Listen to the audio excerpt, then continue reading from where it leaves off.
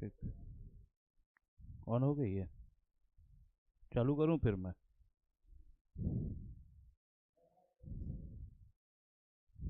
कर दे, करेगा तो।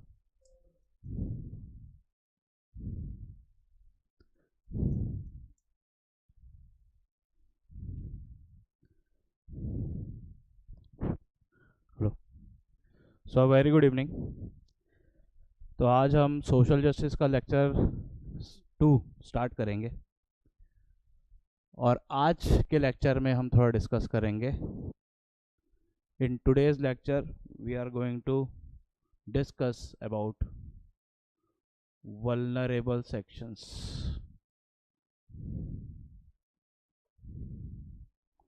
हिंदी में अति संवेदनशील वर्ग। संवेदनशील वर्ग। यूपीएससी मेंस जीएस पेपर 2 का टॉपिक है वल्नरेबल सेक्शंस, अति संवेदनशील वर्ग। सो बेसिकली आज के लेक्चर में हम क्या क्या डिस्कस करने वाले हैं वो देख लेते हैं। So in today's lecture we are going to discuss about what are vulnerable sections, यानी वल्नरेबल सेक्शंस की हम डेफिनेशन देखेंगे।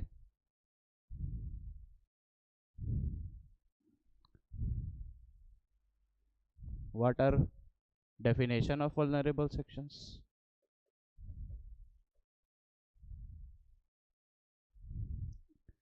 अलग अलग में अलग अलग डेफिनेशन है, कोई एक स्टैंडर्ड डेफिनेशन देखेंगे। दूसरा, will see how many types of vulnerable sections. अलग अलग टाइप्स के वल्नरेबल सेक्शंस है, संवेदनशील वर्ग है।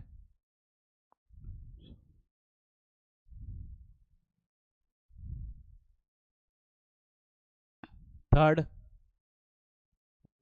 अबाउट, भाई संवेदनशील वर्ग तो है, लेकिन संवेदनशील वर्ग क्यों है? What are the reasons of their vulnerability.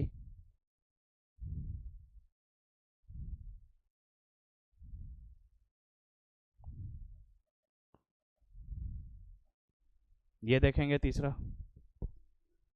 चौथा, हम ये समझने की कोशिश करेंगे कि भाई वल्नरेबल सेक्शंस को what what is the need for the upliftment of this vulnerable section.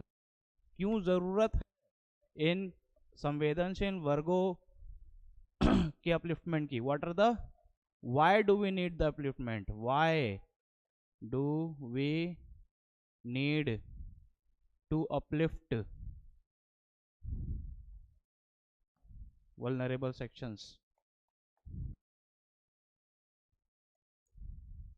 इसके बाद पांचवा हम देखेंगे कि what are the challenges we are facing with regard to this vulnerable sections. What are the challenges?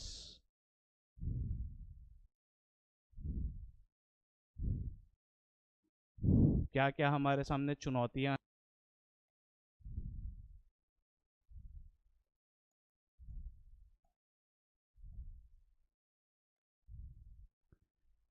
अब भाई चुनौतियां हैं तो इसका समाधान भी होगा, कुछ ना कुछ करना पड़ेगा।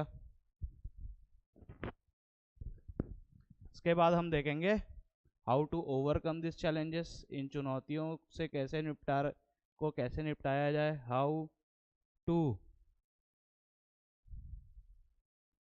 Overcome this challenges, the challenge of vulnerable sections. इसके बाद हम थोड़ा देखेंगे, समझने की कोशिश करेंगे, एक डिबेट है, the debate between the growth and development. थोड़ा सा इसको देखने की कोशिश करेंगे। दो ये इकोनॉमिक का पार्ट है, लेकिन हम इसको सोशल जस्टिस के पैरेंट्स में थोड़ा समझने की कोशिश करेंगे। Last but not the least, what is the role of state?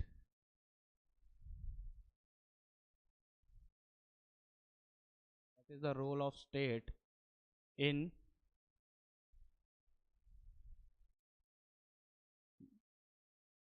what is the role of what role a state plays while addressing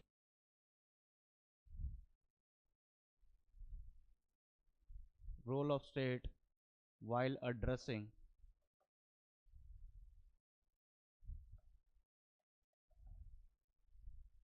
the problem, while addressing the challenges? State से मेरा मतलब है से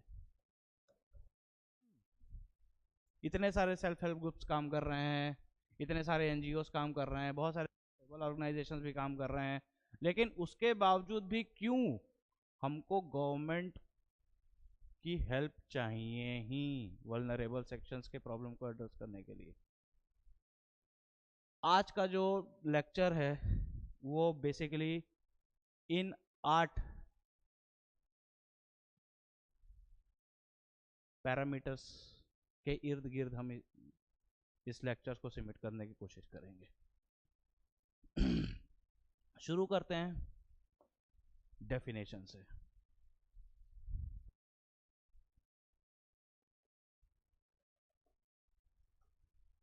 वल्नरेबल सेक्शन, जब हम ये बोलते हैं वल्नरेबल सेक्शन तो हमारे दिमाग में क्या आता है?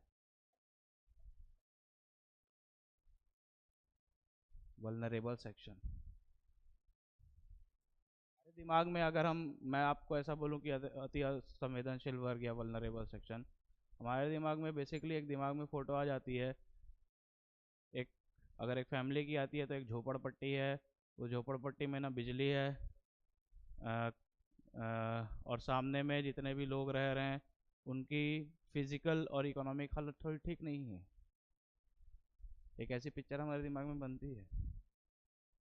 लेकिन अगर हम मेंस आंसर राइटिंग की बात करें, so we always try to give definition of anything जो कहीं ना कहीं परिभाषित हुई हो।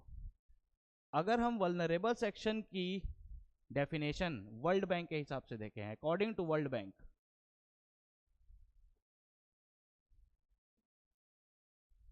How World Bank defines vulnerable sections? According to World Bank, a vulnerable section, according to World Bank, a vulnerable section in a population,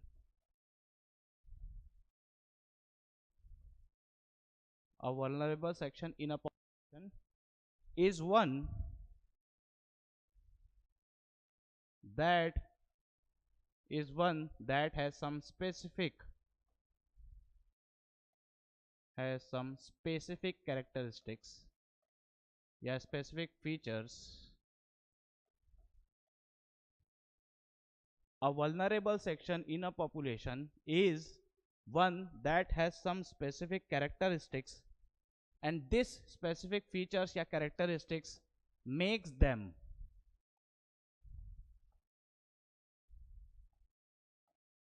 यही जो specific features हैं और specific characteristics हैं, it makes them at a higher risk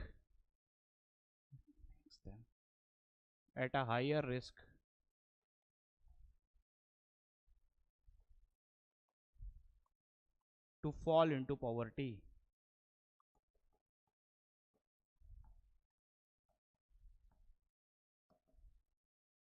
According to World Bank, a vulnerable section in a population is one that has characteristics या features which makes them at a higher risk of falling into poverty. Isn't it? इसका मतलब ये है कि ये समाज का वो सेक्शन है which are at greater risk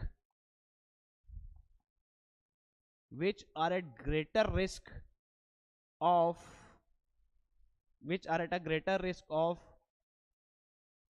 falling into poverty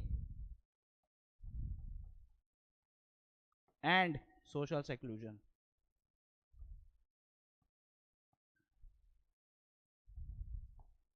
इसका मतलब हम ये समझ सकते हैं कि समाज के वो वर्ग जो,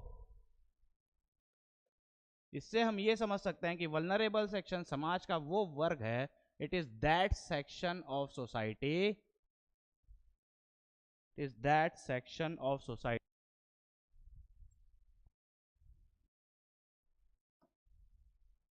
vulnerable section is that section of society, society का, समाज का वो वर्ग जो आर्थिक, राजनैतिक और सामाजिक इन तीनों फैक्टर्स में थोड़ा पिछड़ा हुआ है, that it is that section of society which is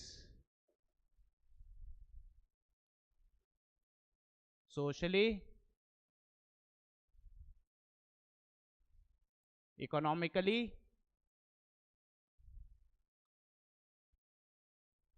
and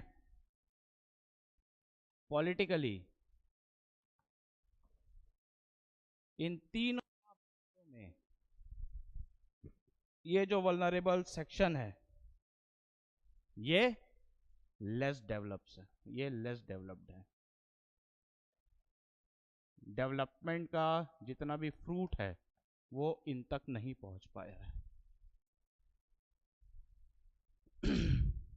So this what should be the definition of a vulnerable section.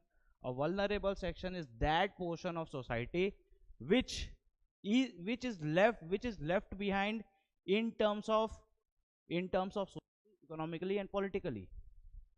ये लोग सामाजिक तौर पे, आर्थिक तौर पे और राजनीतिक तौर पे अन्य सेक्शन से थोड़ा पिछड़ गए हैं.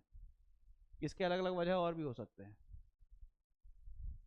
ये वल्नरेबल, ये वो वर्ग है सोसाइटी का which is at the maximum risk, या मैक्सिमम रिस्क अगर हम हटा दें, ये वो सेक्शन है जो सोसाइटी में सबसे ज्यादा रिस्क फेस करता है. किसका रिस्क फेस करता है? पॉवर्टी का, गरीबी का और सोशल सेक्लूजन का, सामाजिक बहिष्कार का. And they needs to be supported. मोटा मोटा अगर हम ये समझें तो अगर ये हमारे देश की बीपीएल लाइन है, बिलो पॉवर्टी लाइन, गरीबी रेखा, तो ये लोग यहीं कहीं पे हैं या यहां कहीं पे हैं. अगर इनको सपोर्ट नहीं मिला तो ये नीचे ही आएंगे, और अगर नीचे हैं तो ऊपर आने के लिए सपोर्ट चाहिए. Either they are at the verge of getting poverty और they are already poverty ridden. या तो वो गरीब हैं या गरीब हो जाएंगे. सोसाइटी के इस वर्ग को कहा जाता है वल्नरेबल सेक्शन या अति संवेदनशील वर्ग. ये जनसंख्या के सामाजिक, आर्थिक और राजनीतिक रूप से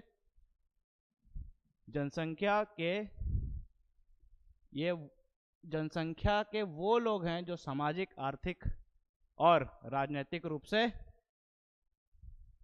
ज्यादा विकसित नहीं हो पाए. थोड़ा हम और इसकी अंडरस्टैंडिंग को बढ़ाते हैं. अब हम सबको मालूम है कि this vulnerable section of the society has to be uplifted, लेकिन इनका अपलिफ्टमेंट करेगा कौन?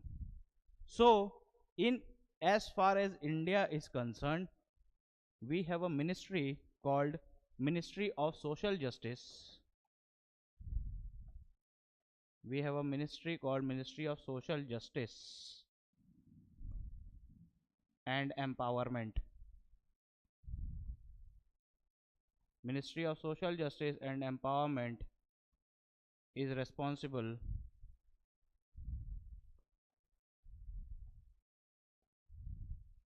for formulating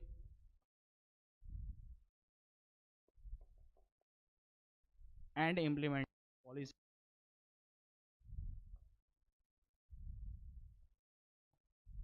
implementing the policies for the upliftment of the vulnerable.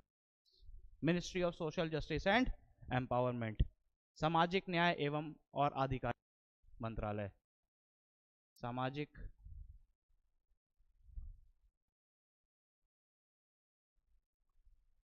और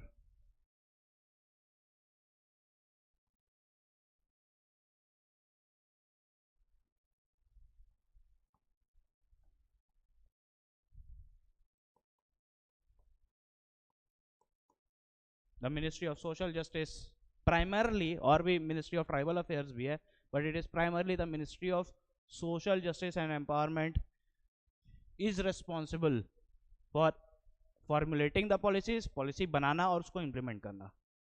ये ये किसका काम है हमारे देश में? Ministry of social justice and Empowerment का। थोड़ा हम अब आगे चलते हैं। I think we are enough dealt with the definition, या मोटा मोटा ये समझ में आ गया होगा कि वल्नरेबल सेक्शंस भाई होते हैं क्या क्या है। आगे थोड़ा बढ़ते हैं, अब हम समझते हैं what are the various types of vulnerable sections. अलग अलग प्रकार के सेक्शंस हैं। What are the various types of vulnerable sections?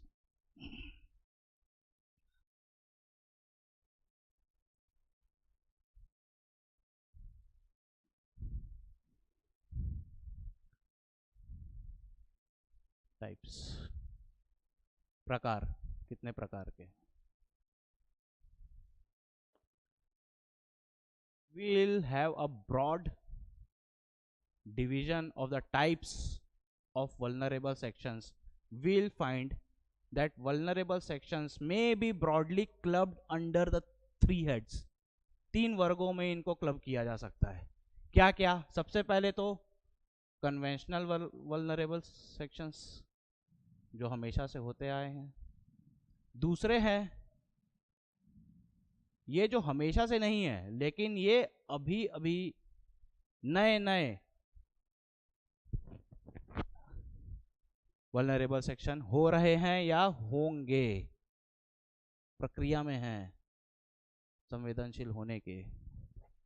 इनको हम कहते हैं emerging vulnerable sections. And the third is stratified vulnerability. Stratified vulnerability.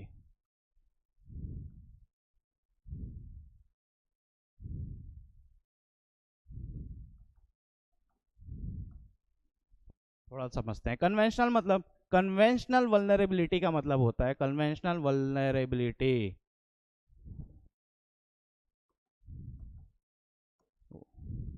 The process of getting vulnerable is known as vulnerability, isn't it? Vulnerable होने का जो process है उसको vulnerability कहते हैं। So conventional vulnerability are those sections जो हमारे हमेशा से ही थोड़े पिछड़े रहे हैं, और पहली बार जो गवर्नमेंट ऑफ इंडिया एक्ट 1935 आया था उसमें कुछ भारत के कुछ सेक्शंस थे जिनको वल्नरेबल सेक्शंस की श्रेणी में डाला गया था। It is through the government of India act of 1935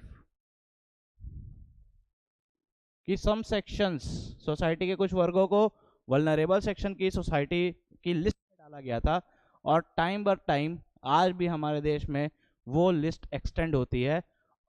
अगर और किसी जैसे जाति धर्म, जैसे जाति या ग्रुप ऑफ पर्सन को हमको वल्नरेबल सेक्शन के ग्रुप में डालना है, तो उस लिस्ट को हम बोलते हैं government of India act 1935, and इसको एक्सटेंडेड लिस्ट बोलते हैं। सरकार टाइम बाय टाइम इसमें और भी लोगों को या ग्रुप्स ऑफ पीपल को ऐड करती है, एक्सटेंडेड लिस्ट। इस लिस्ट में जो हमें जैसे इस लिस्ट में आते हैं एसटीज, एससीज, ओबीसीज, वुमेन औरतें, चिल्ड्रन बच्चे, बूढ़े एल्डरली, इनके अलावा कुछ डीएनटीज ग्रुप हैं, इनको कहा जाता है D notified groups.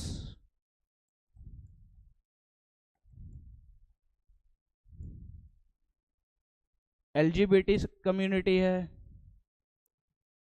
LGBT community के बाद कुछ माइग्रेंट्स हैं,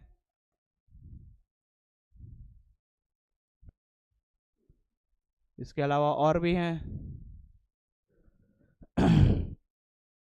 S T, S C, O B C, women, children, elderly, D N T, L G B T, migrants, फिर beggars, victims of social abuse,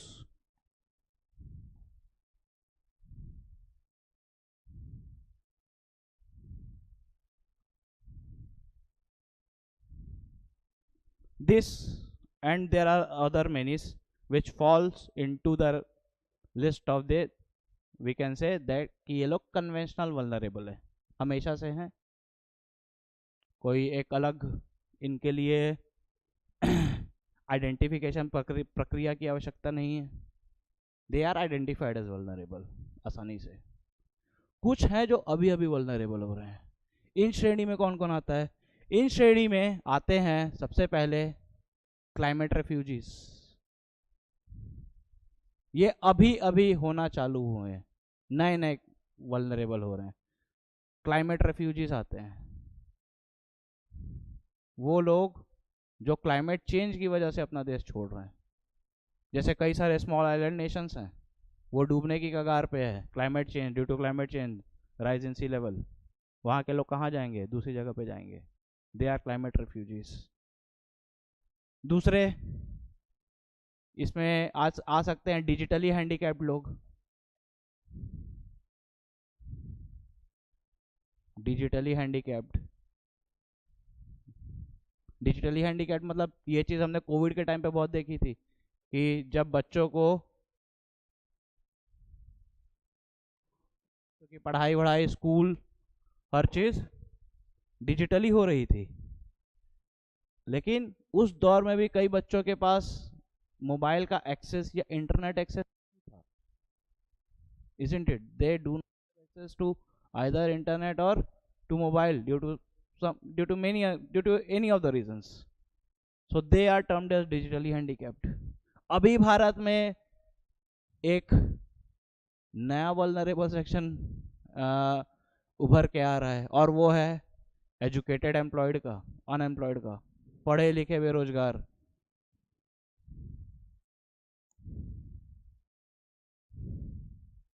Educated unemployed, there are many others. Basically they all can be grouped under or clubbed under emerging vulnerable. ये अभी और evolve होंगे, हमको इनकी भी समस्याओं का निपटारा करना है। इसके बाद आता है स्ट्रेटिफाइड वल्नरेबिलिटी। स्ट्रेटिफाइड वल्नरेबिलिटी क्या होता है? सी, समाज के कुछ ऐसे सेक्शंस हैं जो एक से ज्यादा लेवल्स में वल्नरेबल है, means there are some sections of the society who are vulnerable at more than one levels, means those section of society, these are those sections of society, these are those sections of society who are vulnerable at more than one levels.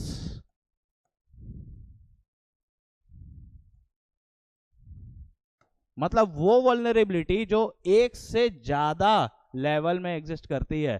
Stratified, stratified means, stratified का मतलब ही होता है which exist in many layers, which exist in layers.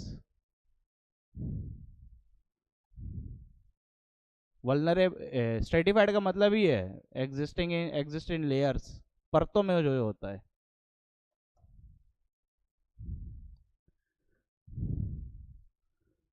तो समाज का वो section जो एक से ज्यादा लेयर में, परतों में आता है, उसको हम कहते हैं स्ट्रेटिफाइड वल्नरेबिलिटी। इसके एग्जांपल होंगे, फॉर एग्जांपल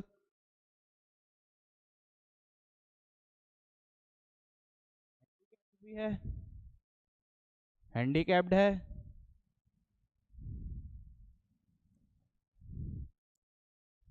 एसटी भी है और वुमेन भी है। कोई महिला अगर शारीरिक रूप से अपंग है, वो एसटी कम्युनिटी की है और वो वुमेन है। अब यहाँ देखिए ये तीनों अपने आप में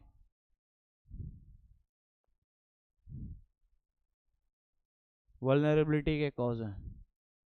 तो ऐसा हो सकता है ना कि कोई एक व्यक्ति जो है वो इन तीनों में आए। इस प्रकार का जो वल्नरेबिलिटी है, this is known as stratified vulnerability. Handicapped है, एसटी है, वुमेन है, पुअर है, माइग्रेंट है, poor migrant,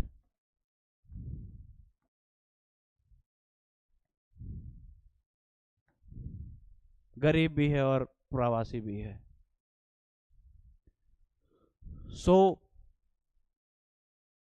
this are the different layers, yeah, types of vulnerable sections which exist in our society. SC, OBC, women, child, elder, DNT, LGBT, migrants, beggars, victims of social abuse, handicapped,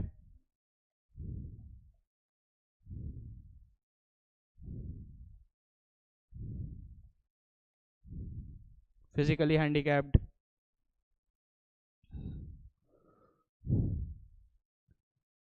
ठीक, so these are the various types of vulnerability.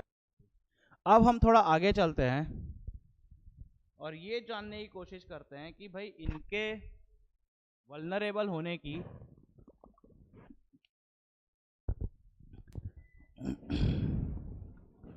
अबे यार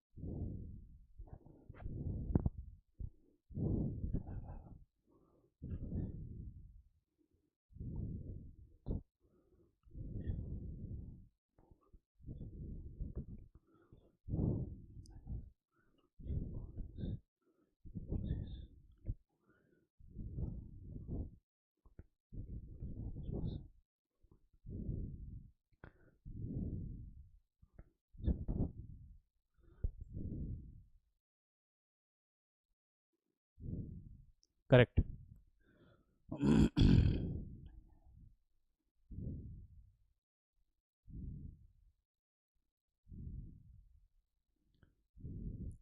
moving moving forward. अब हम थोड़ा देखते हैं what are the various reasons for the vulnerability.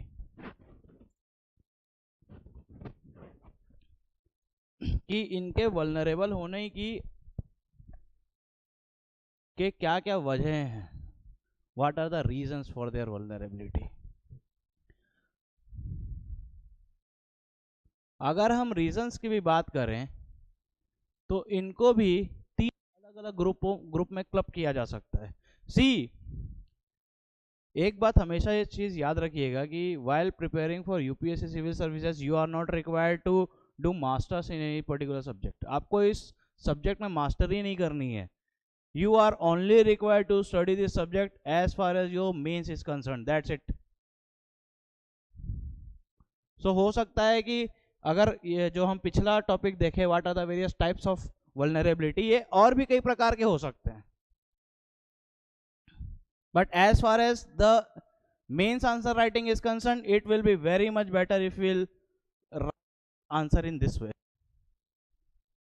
Types तीन प्रकार के होते हैं. इसमें सारा चीज अंडरस्टैंड, अगर आप ऐसा आंसर लिखेंगे तो समझ में भी आएगा जो भी चेकर है कि हाँ ये है, इसमें कुछ भी नहीं छूटा है. एक आध दो कोई सेक्शन छूटे होंगे. Isn't it? So our approach will be towards the mains. We are not going to do master over any particular topic. So coming back to the topic, what are the reasons for various vulnerability. और यही कारण है कि मैं अलग अलग कारणों को कोशिश ये करता हूँ कि कंकॉइज फॉर्म में आपको बता दूँ ताकि समझने में आसानी हो, लिखने में आसानी हो. सो इस रीजंस, वल्नरेबल के रीजंस को भी तीन ग्रुप में पेयर किया, तीन सेक्शंस में पेयर किया जा सकता है, तीन अलग अलग वर्गों में बांटा जा सकता है. सबसे पहला जो रीजन है वो है सोशल रीजन, सामाजिक कारक. दूसरा है पॉलिटिकल रीजन. सेकंड इज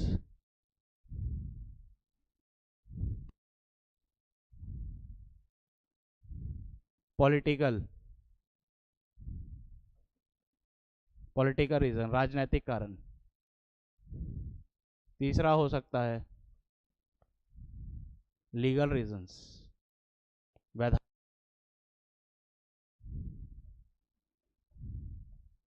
वैधानिक, राजनैतिक और सामाजिक.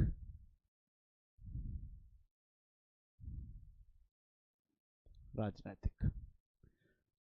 अब वो अलग अलग कौन कौन से सामाजिक कारक ऐसे हो सकते हैं which are responsible for the vulnerability of particular society group. ये कुछ भी हो सकता है.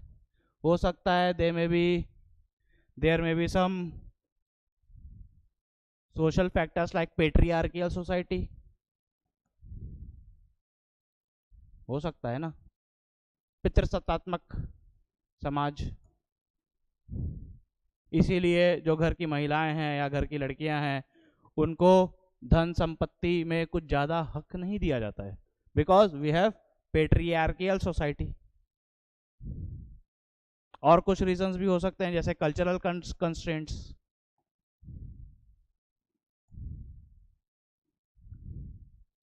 कल्चरल कंस्ट्रेंट्स, सामाजिक बंधन, सांस्कृतिक बंधन.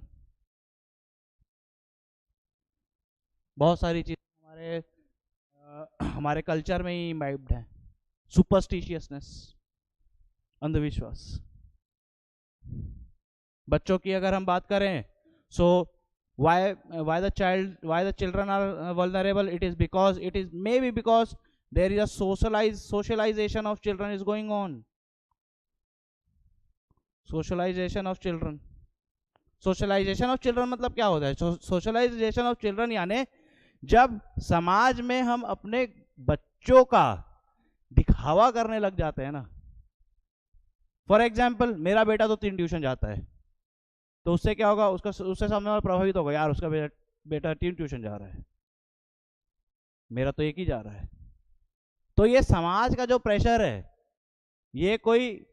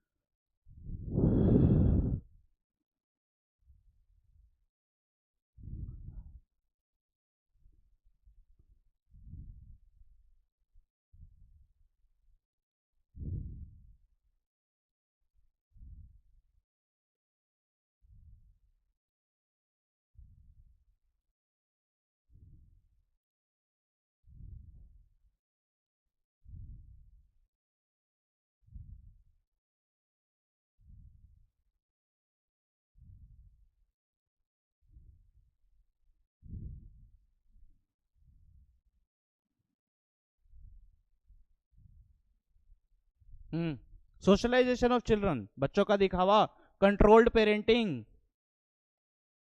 आजकल के माँ बाप अपने बच्चों पे बहुत कंट्रोल रखते हैं, जिसके वजह से बच्चा फ्री होके अपना डिसीजन नहीं ले पाता है। Control parenting society, control parenting tendency, this may be some of social reasons. What may be some of the political reasons for this vulnerability? क्या क्या political reasons हो सकते हैं? एक सोसाइटी राजनीतिक तौर पे कब vulnerable, संवेदनशील होगी? वो तब होगी when this society या this group of have less young or no representation in any of the legislative and body. जब इनका किसी भी एडमिनिस्ट्रेटिव या लेजिस्लेटिव बॉडी में किसी भी प्रकार का कोई रिप्रेजेंटेशन ही नहीं रहेगा। रिप्रेजेंटेशन नहीं रहेगा तो क्या होगा? Representation when there will be lack of representation in legislative और एडमिनिस्ट्रेटिव बॉडी, जहां होना चाहिए, प्रतिनिधित्व ही नहीं होगा। तो जब प्रतिनिधित्व नहीं होगा तो क्या होगा? जब प्रतिनिधित्व नहीं होगा, then there will be a lack of voice. इनकी आवाज ही कोई नहीं उठाएगा ना।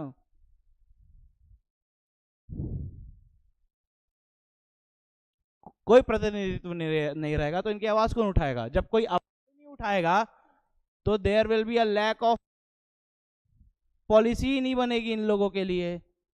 और जाहिर सी बात है, जब तक गवर्नमेंट पॉलिसीज नहीं बनाएंगी तब तक किसी भी वर्ग का अपलिफ्टमेंट नहीं हो सकता।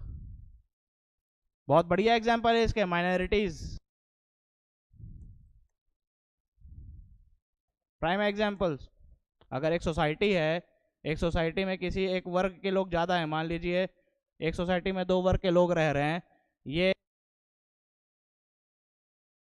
ए वर्ग है और ये जो सेक्शन है सोसाइटी का, ये it represents the population of B section या बी ग्रुप। तो जाहिर सी बात है ना, ए वाले ही डोमिनेट करेंगे, ए वाले ही का ही ज़्यादा रिप्रेजेंटेशन होगा। अगर डेमोक्रेटिक सोसाइटी है तो भी ये माइनॉरिटीज तो हमेशा दबके ही रहेंगे, इनकी आवाज़ कौन उठाएगा? So this may be some of the political causes, राजनीतिक।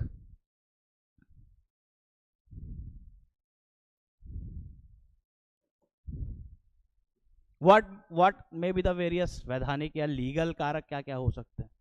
सबसे पहले तो due to if any society, अगर कोई भी वर्ग, they are lacking in terms of access to the judicial bodies, court तक पहुंच ही नहीं पा रहे हैं, अलग अलग रीजंस हो सकते हैं। If they lack access to the various judicial bodies, unemployment की वजह से हो सकता है, गरीबी की वजह से हो सकता है, इलिटरेसी की वजह से हो सकता है, किसी भी प्रकार से हो सकता है। जब वो अपना न्याय मांगने सही जगह तक नहीं जा पाएगा तो उसको कहाँ से न्याय मिलेगा? और न्याय नहीं मिलेगा तो दबा ही रहेगा। There may be other causes. what are some of the other causes? Some other causes are there are red tapeism in the society, लाल फीताशाही, there is red tapeism, there is corruption, there is जितनी भी policies हैं वो ठीक से लागू ही नहीं हो रही हैं, एग्जीक्यूट ही नहीं हो रही है। there is a lack of implementation,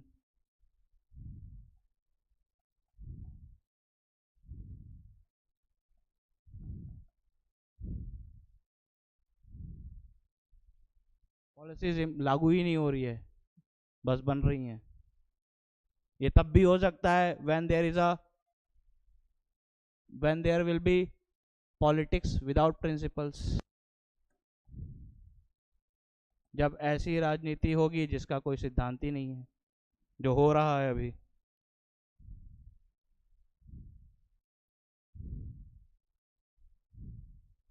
politics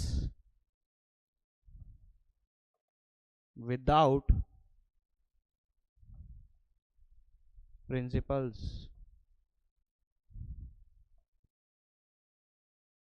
सिद्धांतों की राजनीति, यही एक बड़ा कारण है हमारे देश में कि इतने साल के बाद भी, इतने पॉलिसी लागू होने के बाद भी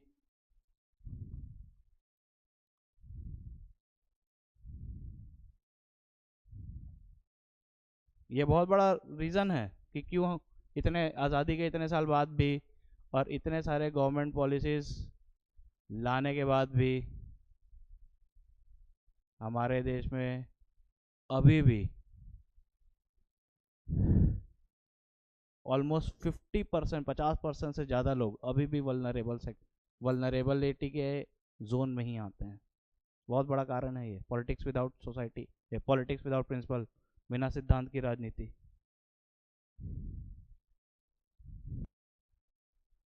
सो दिस में बी, और भी कई हो सकते हैं कारण, but briefly this may be some of the reasons why a certain section. इस देखिए, जब हम वल्नरेबिलिटी के जितने भी ये ग्रुप्स हैं, ठीक है, एसटी है, एससी है, ये सब हम जब इनको इंडिविजुअली एड्रेस करेंगे,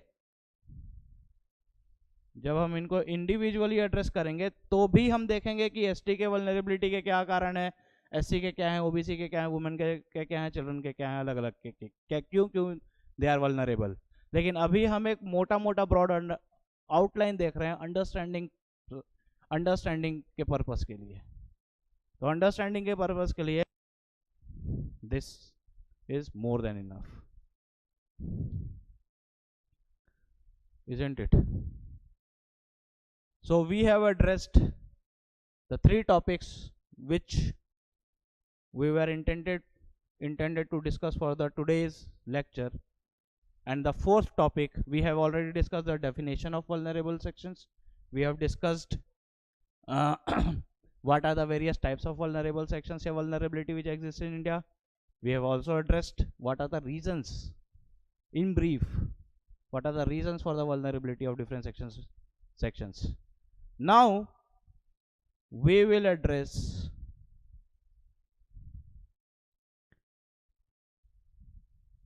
that what is the need,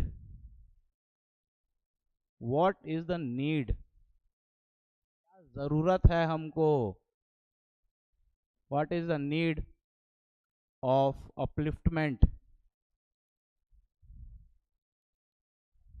of vulnerable sections, क्यों इन लोगों का सशक्तिकरण बहुत जरूरी है, why, क्यों जरूरी है,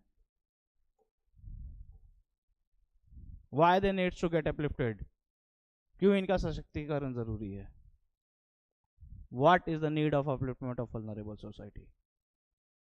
थोड़ा समझते हैं। देखिए, किसी देश के ओवरऑल डेवलपमेंट के लिए, for the overall development of any country,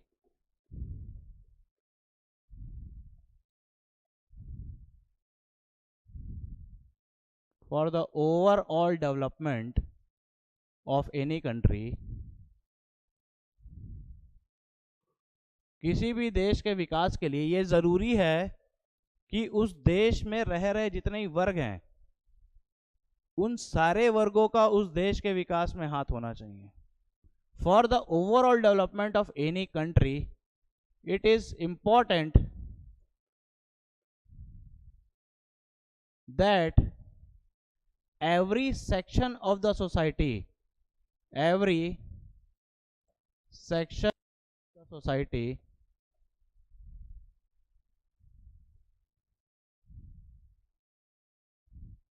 should contribute in this development। समाज का हर वर्ग उस विकास में कंट्रीब्यूट करना चाहिए, और ना ही सिर्फ कंट्रीब्यूट करना चाहिए, the contribution should be equal contribution, almost equal contribution। For the overall development of any country, it is important that every section of society should contribute and contribute equally.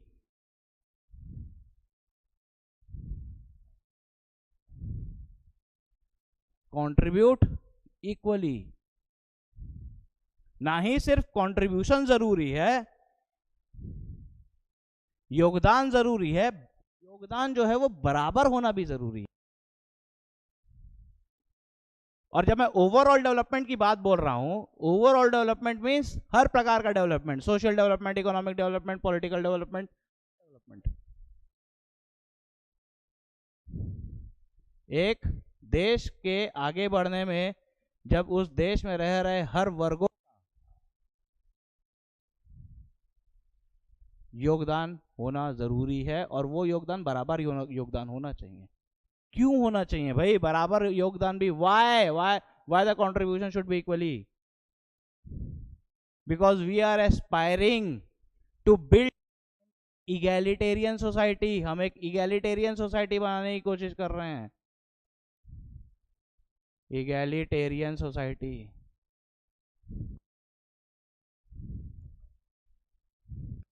We are trying to make an egalitarian society. समता मूलक समाज.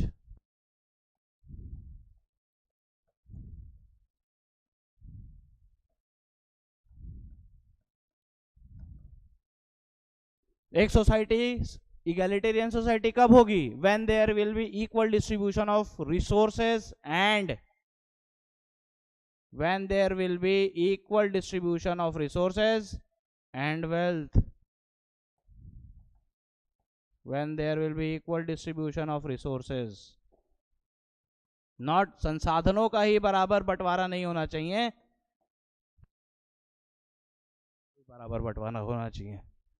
जब एक समाज में के हर वर्ग में संसाधन और संपत्ति बराबर बराबर बढ़ती है, उसी समाज को समता समाज कहा जाता है.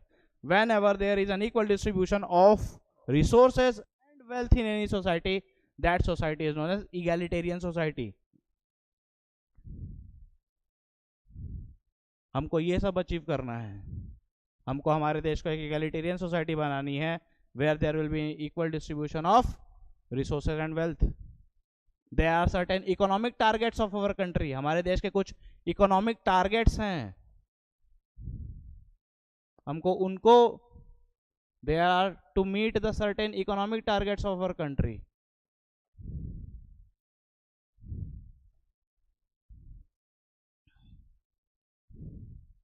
आर्थिक लक्ष्य, हमारे देश के कुछ आर्थिक लक्ष्य हैं.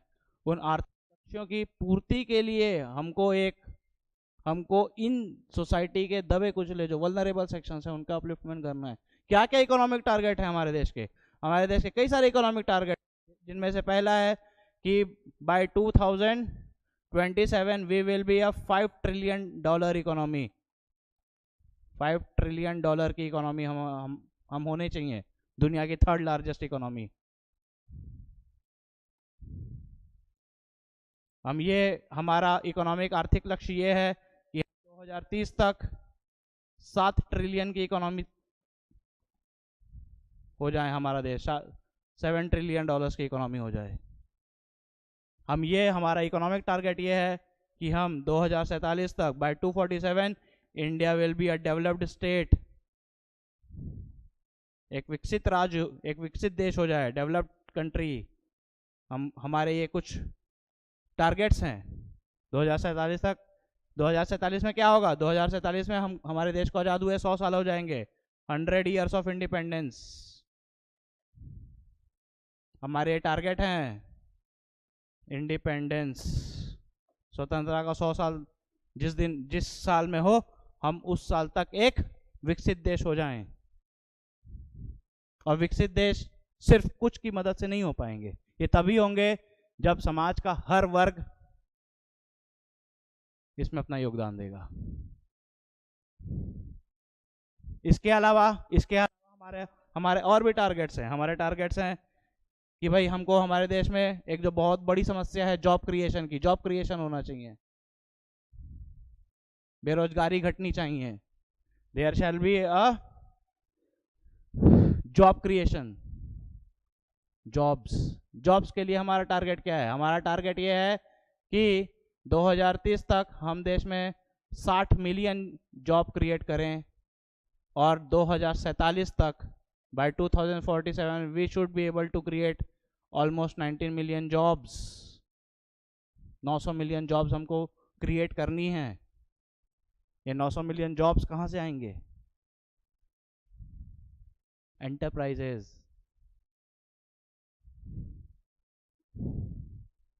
हमको हमारा पर कैपिटा इनकम बढ़ाना है। We have to increase our per capita income. प्रति व्यक्ति आय बढ़ाना है। कहाँ तक बढ़ाना है? हम टारगेट कर लेके चले हैं कि अभी आज की डेट में हमारे देश का प्रति व्यक्ति आय $3000 है। हमको 2047 तक इसको 6 गुना बढ़ाना है bye 2047।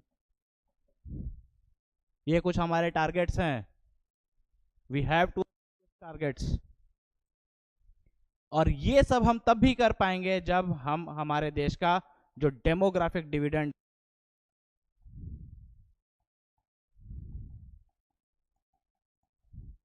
to achieve this thing we have to ripe the demographic dividend of our country.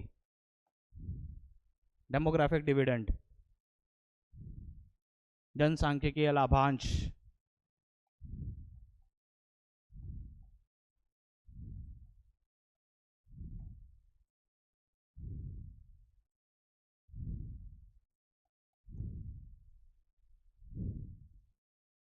और क्या करना है हमको? हम we have to reduce inequalities.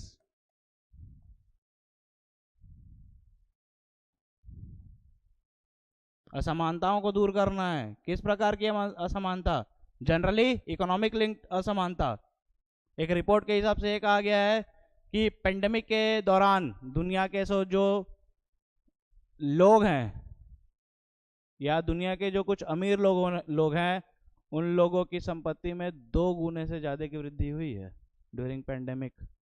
जब कई लोगों के पास खाने को नहीं था, कुछ लोगों की संपत्ति दुनिया में उसी दौरान डबल हुई है। ऑक्सफैम की एक रिपोर्ट है, ऑक्सफैम की एक रिपोर्ट है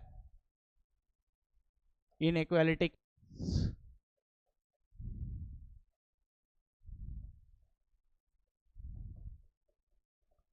रिपोर्ट में कहा गया है कि पेंडेमिक के दौरान, महामारी के दौरान, during pandemic there has been a great surge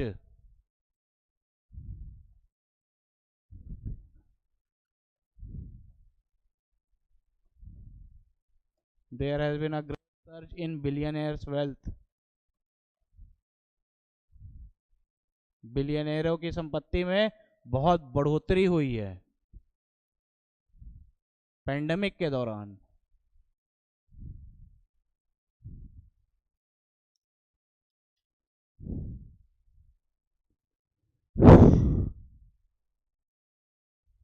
We have to reduce inequality.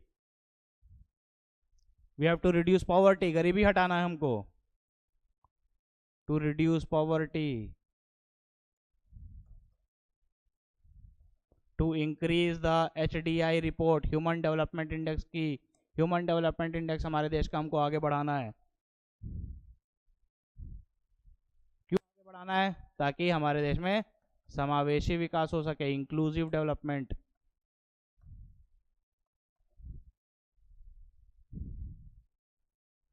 Last but not the least, we have to reduce the gender inequality.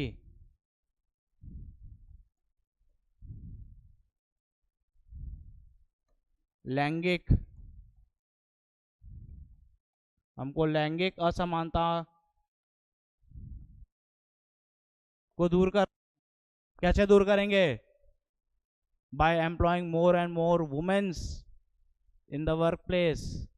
एक रिपोर्ट के हिसाब से इंडिया में जो वुमेन्स का पार्टिसिपेशन है वर्कफोर्स में, वो 20% है। इसका मतलब ये है कि भारत की सिर्फ 20% महिलाएं ही एम्प्लॉयड हैं।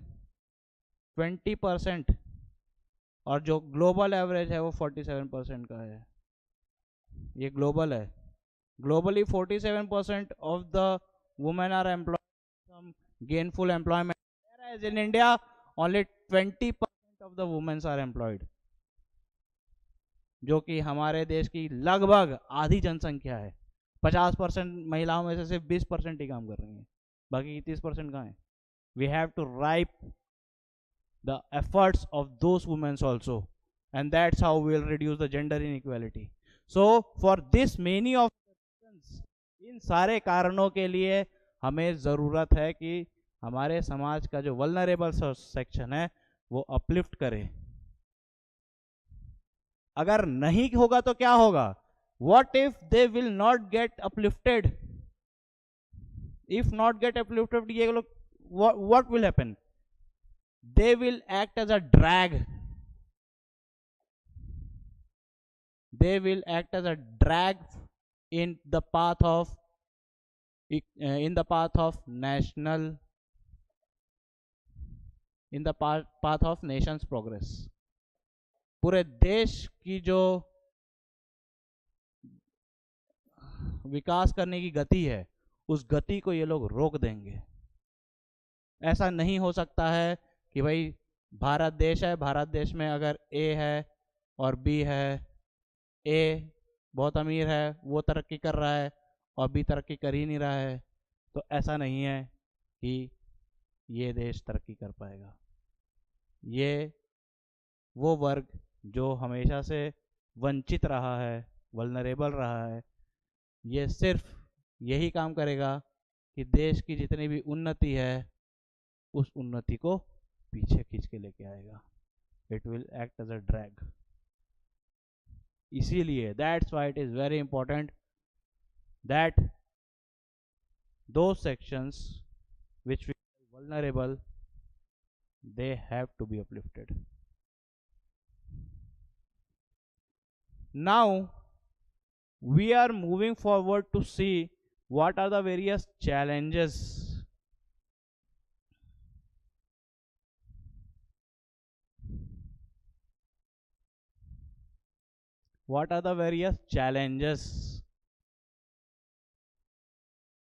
चुनौतियां हैं for the development of this.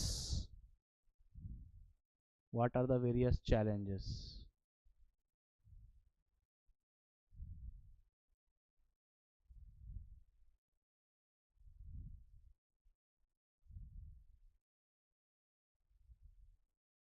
क्या क्या चुनौतियां हैं?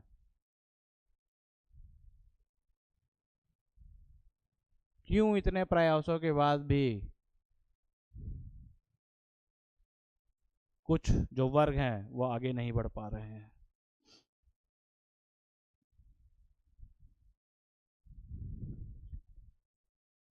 सबसे पहली चुनौती तो है लैक ऑफ अवेयरनेस। जानकारी का ही अभाव है। First is the lack of awareness.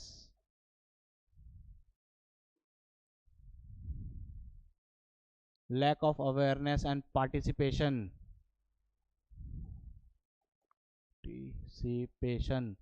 of the target group, जो लक्षित ग्रुप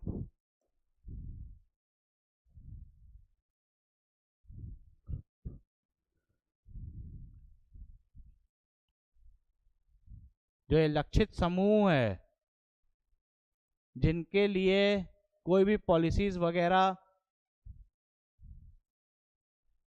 बनाई गई हैं, इन्हीं को अपने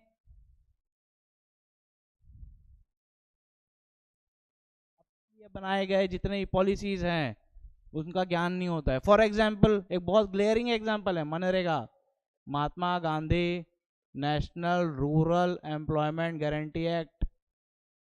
इस एक्ट में एक प्रावधान ये भी था कि अगर आपने मनरेगा के तहत काम करने का की इच्छा व्यक्त की है, अगर आपने एप्लीकेशन दी है और अगर आपको 15 दिन के अंदर में काम नहीं मिलता है, so there is a provision that you will be compensated, आपको भत्ता मिलता। लेकिन लोगों को मालूम ही नहीं था जिनके लिए ये पॉलिसी बनाई गई। they were aware of the policies, या अपनी जो हक की चीज है वही उनको नहीं मालूम है. What may be the second reason? The second reason may be the poor implementation of the policies. या poor design of the policies. Poor design of the policy. जो पॉलिसी बनी उस पॉलिसी में ही फ्लॉ है. क्यों फ्लॉ है? क्योंकि जो पॉलिसी मेकिंग बॉडी है उनके पास या तो डाटा नहीं है, there is a lack of proper data,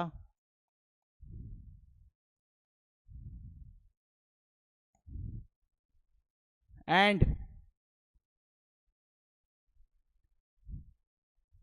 जो लोग, हो सकता है ना कि जो लोग पॉलिसी बना रहे हैं वो जिनके लिए पॉलिसी बना रहे हैं उनको क्या चाहिए वही नहीं मालूम है. Means the policy making body, they lacks the needs of target group. मालूम ही नहीं है कि भाई उनको चाहिए क्या, आखिर उनको कमी क्या है. उनको पानी चाहिए, उनको कपड़ा चाहिए, उनको नमक चाहिए, आयोडीन युक्त नमक चाहिए, उनको लाइवलीहुड चाहिए. उनको चाहिए क्या? चाहिए उनको क्या नाम है, लाइवलीहुड आएगा एजुकेशन से, हम उनको दे रहे हैं कपड़ा. क्यों? क्योंकि समझ में ही नहीं आए, ग्राउंड रियलिटी ही नहीं मालूम है. Lakhs the needs, they lack the understanding and the needs of the target groups. मालूम ही नहीं क्या चाहिए.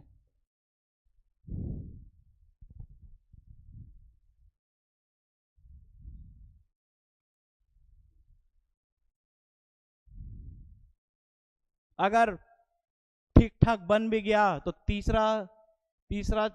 तीसरी चुनौती यह है दैट पॉलिसी या जो भी स्कीम बनी उसके इम्प्लीमेंटेशन में ही गड़बड़ है. पुअर इम्प्लीमेंटेशन,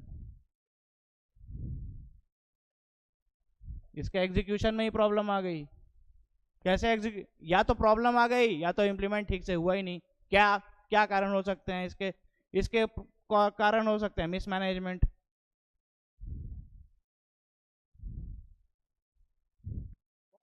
में कारण है करप्शन, भ्रष्टाचार. एक और कारण है कि स्कीम तो बहुत अच्छी बनी लेकिन हो सकता है कि वो स्कीम सिर्फ पेपर,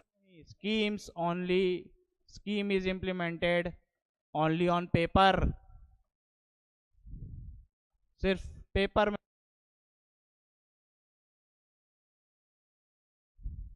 बहुत बढ़िया एग्जाम्पल है इसका, चारा घोटाला, फॉडर स्कैम. कितने करोड़ों का घपला सिर्फ पेपर में ही कर दिया और लग ऐसा रहा था कि पूरी योजनाएं चल रही है. भारत में एक और समस्या है कि स्कीम के लिए जितना पैसा दिया जाता है वो पैसा ही यूज नहीं होता है. Under utilization of fund.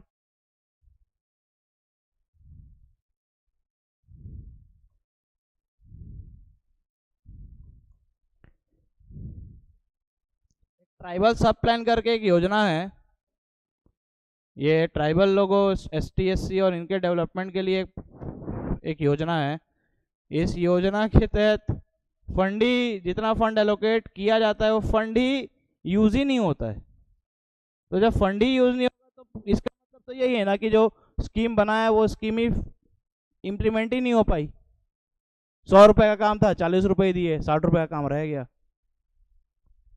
तो जब तक काम पूरा नहीं होगा, वो लोग तो वापस थोड़ा से अपलिफ्ट हुए थे, फिर काम होना बंद हो गया, फिर वापस उसी जगह पे चले गए जहां शुरू हुए थे. So these are some of the flaws in poor implementation stage. इसके बाद पुअर मॉनिटरिंग एंड इवेल्युएशन. हो सकता है कि सब चीज हुआ, पॉलिसी बनी भी, लागू भी हुई, लेकिन उसकी मॉनिटरिंग ठीक से नहीं हो पाई. पुअर मॉनिटरिंग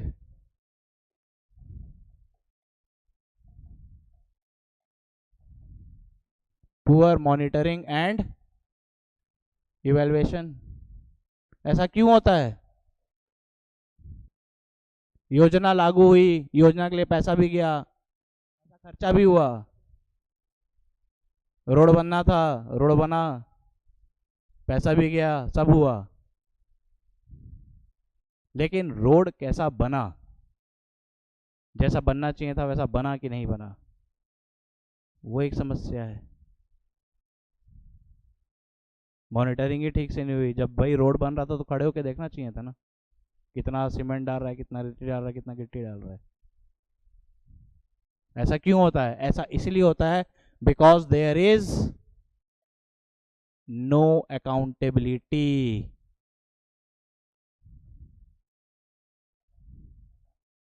जिम्मेदारी ही नहीं है। There is no accountability, no traceability, traceability भी नहीं है।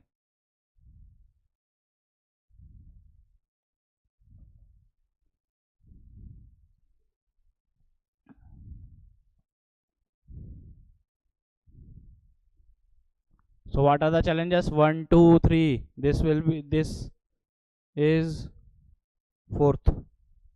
Fourth, poor monitoring and evaluation. What may be the fifth reason? The fifth reason is illiteracy of the target group. क्योंकि ये सब तो ऑलरेडी वल्नरेबल सोसाइटी में आते हैं। वल्नरेबल सोसाइटी में ऐसा बहुत ही कम पॉसिबल है कि पढ़े लिखे लोग हैं। इलिटरेसी, छठवां इसका रीजन हो सकता है पॉवर्टी, गरीबी।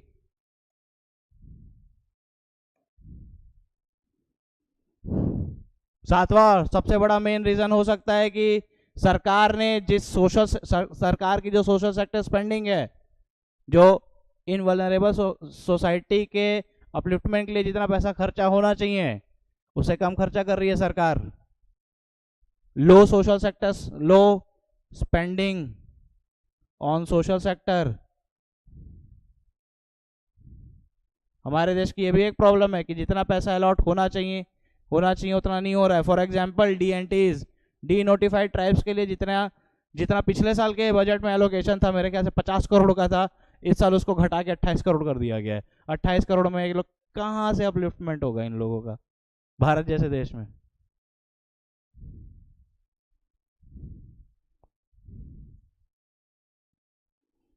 सो दिस आर, इनसे और भी ज्यादा हो सकती है। So this are the many challenges which we are facing while dealing with the vulnerable sections. ये सारी चुनौतियां हैं हमारे सामने। अब भाई चुनौतियां हैं तो उनको तो ओवरकम करना पड़ेगा। Let's move to the another point of discussion, that is how to overcome this challenges.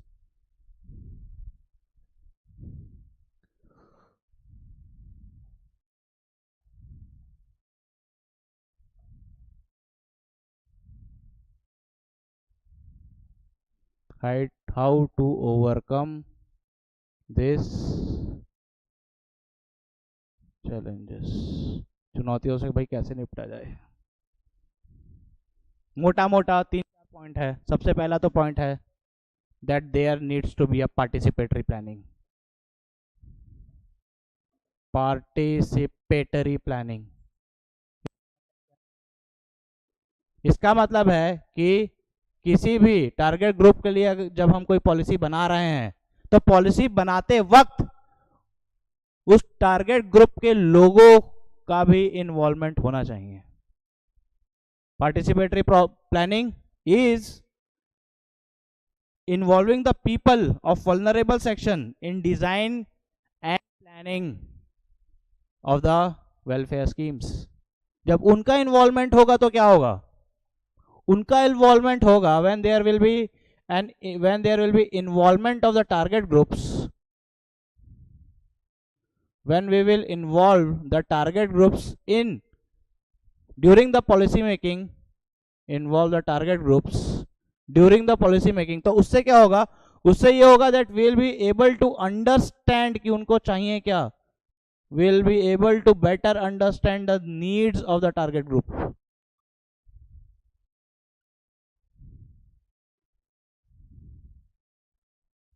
बहुत अच्छा से हमको ये समझ में आएगा कि भाई चाहिए क्या।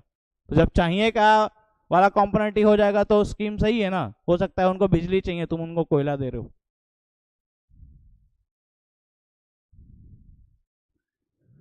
दूसरा है पार्टिसिपेटरी प्लानिंग, इसको सहभागिता भी कह सकते हैं।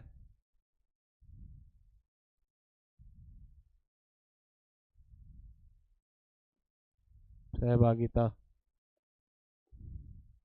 दूसरा second is capacity building. Capacity building means उन वर्ग के ही कुछ, उस सेक्शन कुछ लोगों को हम इतना एम्पावर कर दें कि वो अपने समाज के दूसरे लोगों के लिए एक एग्जाम्पल हो। इसी चीज को बोलते हैं कैपेसिटी बिल्डिंग, क्षमता निर्माण करना।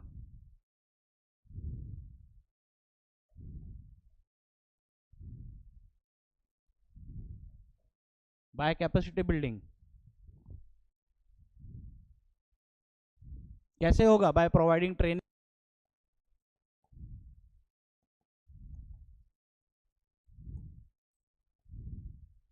उनको ट्रेनिंग प्रोवाइड करेंगे हम, तब होगा। ट्रेनिंग प्रोवाइड कर सकते हैं, कई सारे स्पेशल कोर्सेज होते हैं वो दे सकते हैं, स्पेशल कैंप्स लगाया जा सकता है, दुनिया भर की चीज की जा सकती है। And this will ultimately lead to the development of some of the persons of that vulnerable sections, which will act as an example for the others. ऐसा पॉसिबल ही नहीं है कि 100 लोग जो वंचित हैं उन 100 के 100 एक ही बार में उनका बेड़ा पार हो जाए।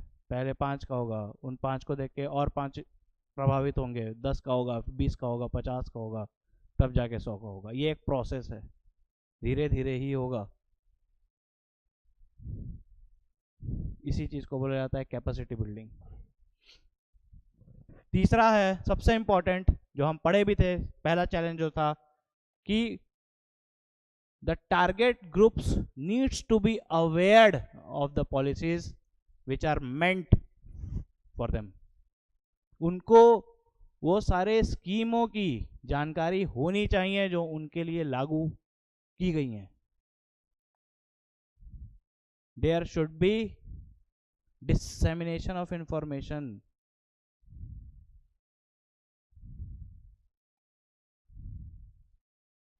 Dissemination of information, अवेयरनेस भी कर सकते हैं हम।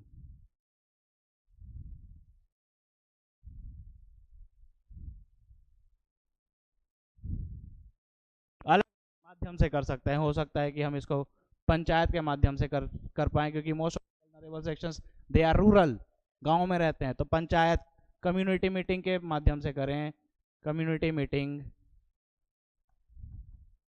पंचायत के माध्यम से करें। हो सकता है कि हम उसको डिजिटल प्लेटफॉर्म्स पे बार बार उसका प्रचार करें। हो सकता है कि अगर कोई स्कीम बच्चों के लिए हो तो हम स्कूलों में जाके स्कूल अवेयरनेस प्रोग्राम्स कर सकते हैं, SAP स्कूल अवेयरनेस प्रोग्राम हम कर सकते हैं।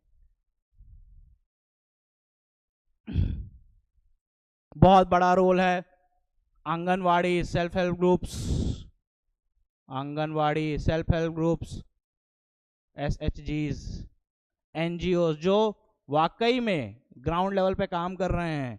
इन लोगों के माध्यम से लोगों को जागरूक करने का काम किया जा सकता है।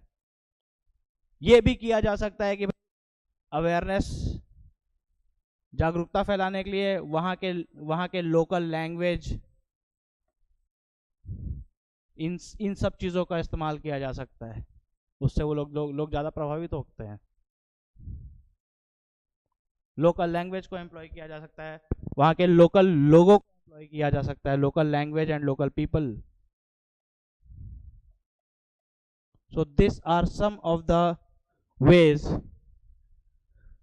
to overcome the challenges which are posed due to the vulnerable sections of the society.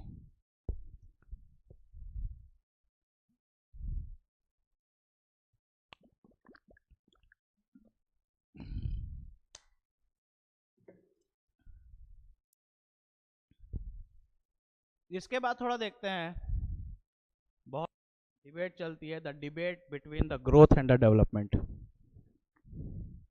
Growth versus development, seventh.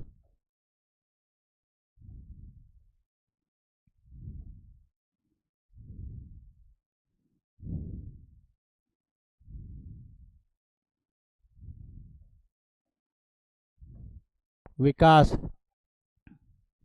It is known as vikas, और ग्रोथ को शायद वृद्धि दर कहा जाता है।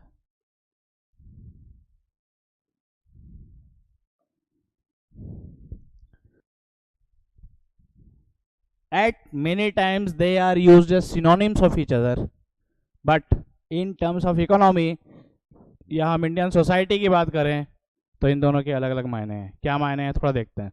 ग्रोथ या वृद्धि दर, ये जो चीज है ना ग्रोथ, ये एकदम प्योरली ये थोड़े इकोनॉमिक एस्पेक्ट है, आर्थिक आर्थिक पक्ष है ये। It is completely an economic aspect.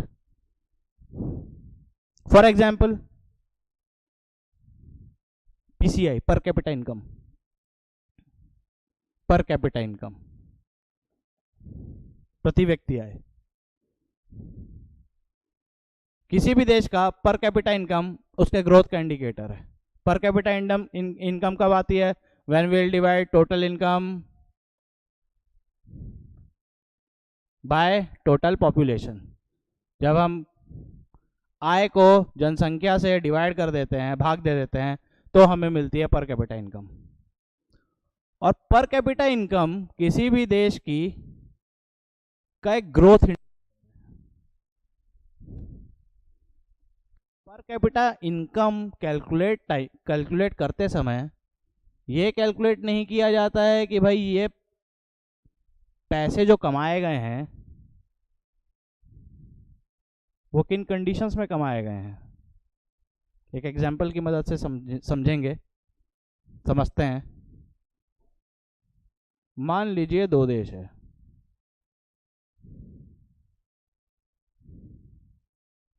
ए और बी। इन दोनों देश का पर कैपिटा इनकम $1000 है। अब भाई इस हिसाब से देख रहे हैं तो हमको समझ ये आ रहा है कि यार दोनों देश बराबर ही हैं, इनमें कोई खास, there is no such stark difference जब हम उसकी पर कैपिटा इनकम की बात करें। लेकिन जब हम दूसरे इंडिकेटर्स को देखते हैं, जैसे ये जो देश है यहाँ पे लोग 14-14 घंटे काम कर रहे हैं, 7 दिन काम कर रहे हैं। ये जहाँ काम कर रहे हैं अनहाइजीनिक है। जो इनका वेज है वो इनके काम या ड्यूरेशन ऑफ जो वर्किंग आवर है उससे कोई मैच नहीं करता है। On the other hand B जो देश है, हम ये समझते हैं कि यहाँ पे बढ़िया लोग 8 घंटे काम करते हैं, 10 से 6। यहाँ पे लोग हफ्ते का 5 या 6 दिन काम करते हैं, पब्लिक हॉलीडेज मिलती है। ये लोग हाइजीन सिचुएशन में काम करते हैं, साफ़ सुथरे एनवायरनमेंट में काम कर रहे हैं, और इनको जो पगार मिल रही है वो इनके काम करने के जितना भी उनका ड्यूरेशन है उसको बराबर जस्टिफाई करती है। पर कैपिटा इनकम कैलकुलेट करते टाइम ये सारे पैरामीटर्स को नहीं देखा जाता है कि ये पैसा कमाने में पैसा आखिर ये किस स्थितियों में कमाया गया। तो ये किसी भी देश का के ओवरऑल डेवलपमेंट का एक अच्छा इंडिकेटर नहीं है। अच्छा इंडिकेटर है एक दूसरा इंडिकेटर है जो एक डेवलपमेंट इंडिकेटर है, जिसको हम कहते हैं HDI रिपोर्ट, HDR है ये रिपोर्ट है। और जो ये इंडेक्स छपता है उसको हम कहते हैं ह्यूमन डेवलपमेंट इंडेक्स। और ये this is published by United Nations Development Programme. UNDP एक रिपोर्ट छापती है, HD ह्यूमन डेवलपमेंट रिपोर्ट। उसमें वो किसी भी देश के 3 पहलुओं को देखती है। जब HDI इंडेक्स तैयार करता, HDI रैंकिंग तैयार जब होता है, HDI रैंकिंग किसी भी देश के अलग अलग देश के HDI रैंकिंग जो है कैलकुलेट करते टाइम UNDP उस देश के 3 पैरामीटर देखती है। सबसे पहले देखती है पर कैपिटा इनकम कितनी है, दूसरी देखती है कि उस देश के लोगों की लाइफ एक्सपेक्टेंसी कितनी है,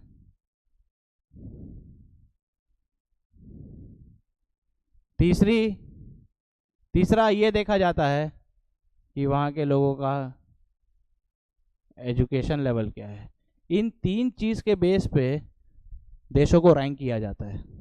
और अभी जो रिसेंट में जो HDR रिपोर्ट आई थी 2021-22 में जो ह्यूमन डेवलपमेंट इंडेक्स जो रिपोर्ट आई थी उसमें 189 देशों को में ये सब चीज़ कैलकुलेट की गई और बड़े दुख के साथ कहना पड़ रहा है कि हमारे देश का रैंक 132 है। Out of 189 countries India is at the 132nd position. आज हम इस स्थिति में, अब आप ये थोड़ा समझने की कोशिश कीजिए, हैं इस स्थिति में सपना देख रहे हैं कि 2030 तक 60 ट्रिलियन की इकोनॉमी बन जाएंगे और 2047 तक हम एक डेवलप्ड देश बन जाएंगे। कैसे बन पाएंगे? नहीं बन पाएंगे ना, क्योंकि हमारे यहाँ पे कई प्रकार की असमानताएं हैं। there are some inequality, जैसे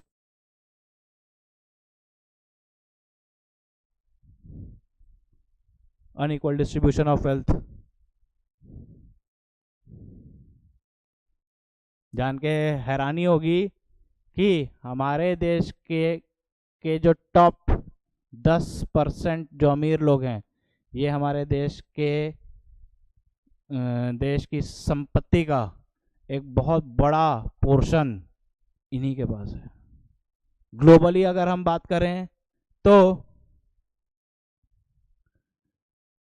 इफ विल टॉक ग्लोबली, तो एक रिपोर्ट है उसमें ये कहा गया है कि दुनिया के जो 10% रिच लोग हैं, इनके पास दुनिया का 76% संपत्ति है इनके पास।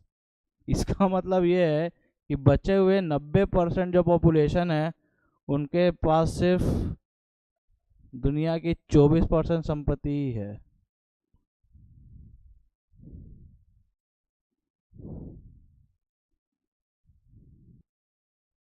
सबसे बड़ा जो इनइक्वालिटी है वो ये है, इनइक्वालिटी इन इनकम।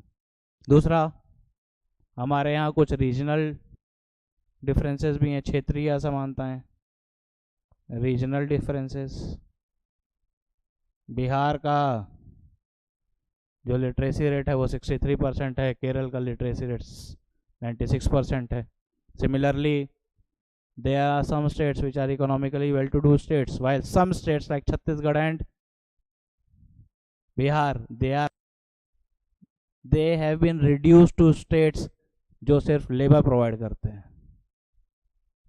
तो जाहिर सी बात है कहाँ से इन राज्यों में अच्छा खासा पैसा आएगा। There are certain social exclusions अभी भी हैं, बहिष्कार। In spite of this many fundamental rights acts and all this thing, अभी भी जो ST/SC कम्युनिटी है they continue to face the discrimination. Also there is an gender equality. अभी मैंने रिपोर्ट बताई, जेंडर इनइक्वालिटी एग्जिस्ट हो रहा है।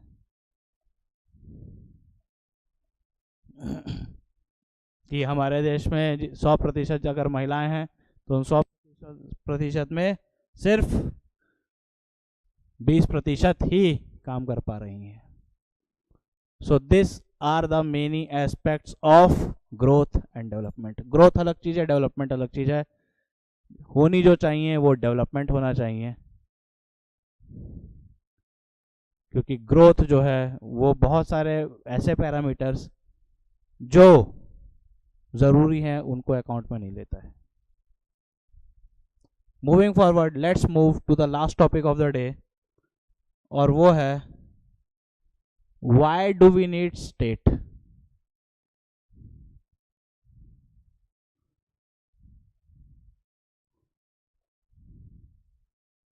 स्टेट का से मेरा मतलब है गवर्नमेंट। हमको गवर्नमेंट की आवश्यकता क्यों है? इतने सारे स्कीम्स ऑलरेडी चल रहे हैं, इतने सारे एनजीओज हैं, इतने सारे सेल्फ हेल्प ग्रुप्स हैं, इतने सारे अदर चैरिटेबल ऑर्गेनाइजेशंस भी हैं, लेकिन उसके बाद भी हमको सरकार के गवर्नमेंट इंटरवेंशन की जरूरत होती है। क्यों? सबसे पहले तो इसीलिए है क्योंकि ये स्टेट ही है which has guaranteed as our fundamental right. State guaranteed. किसी सेल्फ हेल्प मुझे मुझे मेरे फंडामेंटल राइट्स को बचाने का आश्वासन नहीं दिया है। किसने दिया है? स्टेट ने दिया है, राज्य सरकार ने दिया है। State has guaranteed fundamental rights.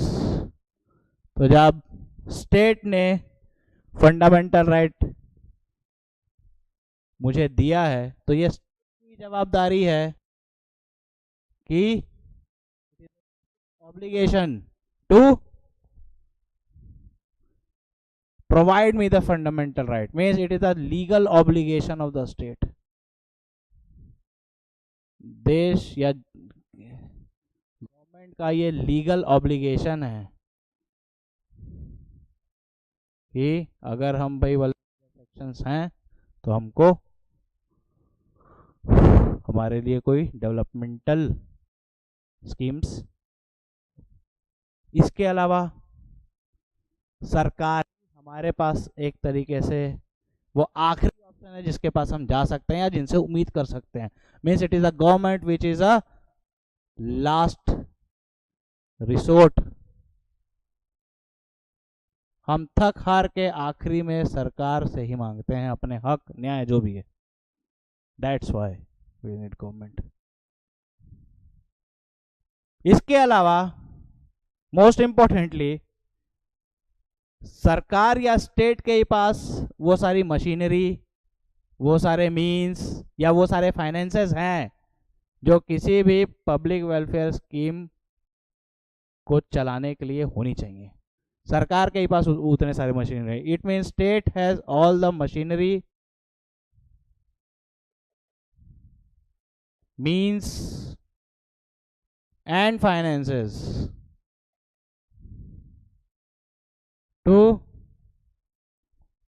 To formulate और इम्प्लीमेंट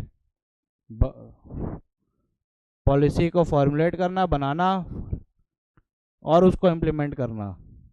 इसके लिए जितना भी मशीनरी, पैसा, ये सब चाहिए, वेलफेयर स्कीम्स वो सरकार के पास सही मात्रा में उपलब्ध है। And that's why we need government in spite of having many self-help, कई सारी चैरिटेबल ऑर्गेनाइजेशंस, कई सारी इंटरनेशनल ऑर्गेनाइजेशंस सब काम कर रहे हैं, लेकिन उसके बाद भी जो स्टेट या जो गवर्नमेंट का रोल है ये बहुत इंपॉर्टेंट हो जाता है।